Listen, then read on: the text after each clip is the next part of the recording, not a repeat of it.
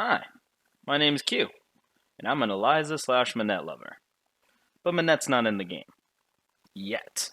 So let's talk about Eliza.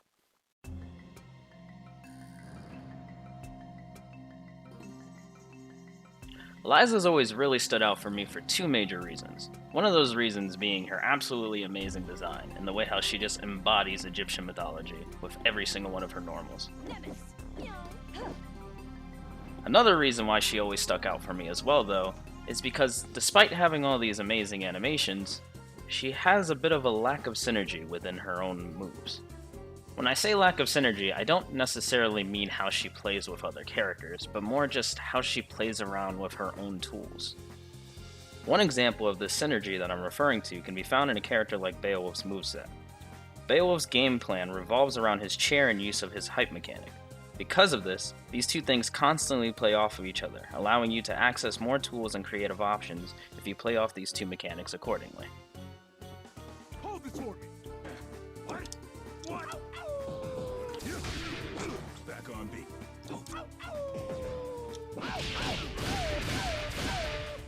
Not bad. Hope spot. The same can be said about Squiggly and her Syria cancels and abilities, allowing her to create combos in situations like no one else in the game, provided she has the right charges.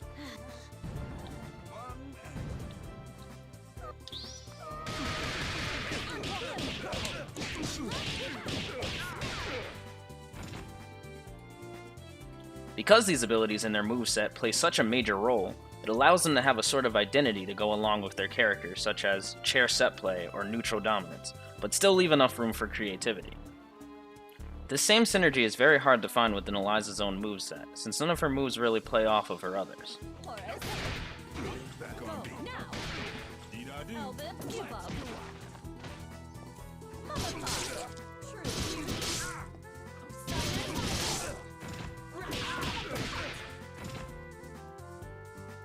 The closest thing is Sekhmet, and even then it really only plays off of itself. This blows. You bore me. So why do I, a supposed Eliza lover, bring up these negatives about a character I presumably adore? Well, it's because something recently has happened that may just create the synergy she's been lacking. Not too long ago, along with the release of Annie, Eliza got a new mechanic. This mechanic allows her to generate blood drops when she's in her Sekhmet form and attacks the enemy with blood weapons. She could then go back into her Eliza form and pick up those blood drops to restore her missing HP. Ain't done yet. You bore me. This new mechanic is very cool and makes her the only character to restore health outside of universal mechanics, but doesn't feel entirely complete or all that interactive between players. It feels like one of the goals of this new mechanic was to make it so that both the player and the opponent would play around the positioning of the blood orbs, but this pretty much never happens in an actual game. The point of these admittedly pretty big changes are to hopefully make it so that Eliza's kit feels more complete than it ever has, along with giving Eliza more to do with the blood drops and really making the opponent have to play around the positioning of them.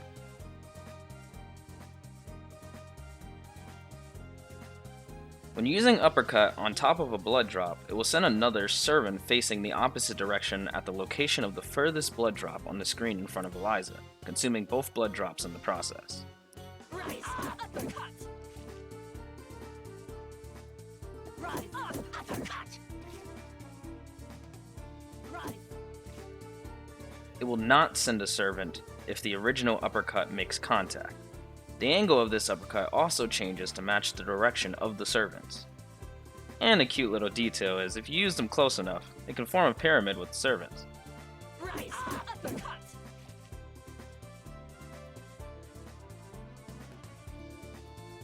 Depending on the version, we'll interact with blood drops that are around Eliza in different ways. Typically, within an Eliza combo, you'd only use the light version of Osiris Spiral once, allowing you to convert off of it, where using it a second time wouldn't give you enough frame advantage to continue the combo.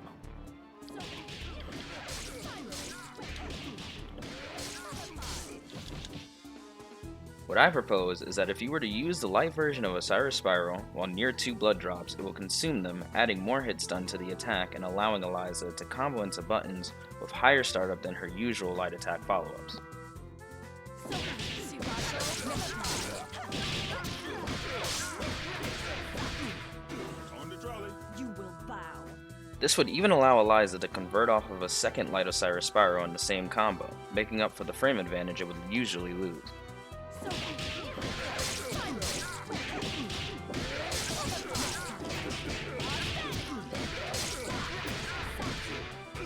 done yet. For you. Medium version absorbs all blood drops near her to heal herself. The new way of healing from blood drops rather than just walking over them. Gives players a reason to use medium version over the other two, creating the decision of healing versus damage / mix-up. Eliza could also just use it in neutral, but would have to be cautious about its recovery, for the opponent could punish her for using it. Heavy version uses blood drops around her to massively increase the number of hits and damage this move will do. It increases the number of hits by how many blood drops are used for it, up to a maximum of about 8 additional hits. For each blood drop used, an additional 50 damage is added, unaffected by scaling. This is supposed to be the main source of pumping all your blood drops into additional damage in a combo.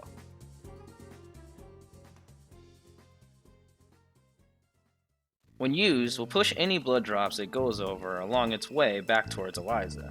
This, along with her other servant moves, have a bigger emphasis on repositioning the blood drops. Boys, no witnesses. Need I do?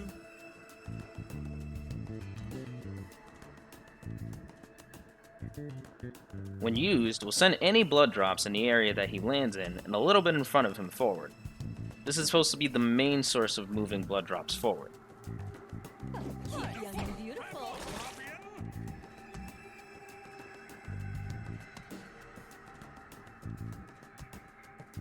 When used, if Albus connects with the opponent, it sends all blood drops between Eliza and the opponent with the opponent as they slide across the ground. This hopefully gives the incentive for this move to finally be used. Its awful scaling still exists, but can be used as a solid way to bring orbs to you and have the following combo lead into a medium Osiris Spiral to gain some massive health back.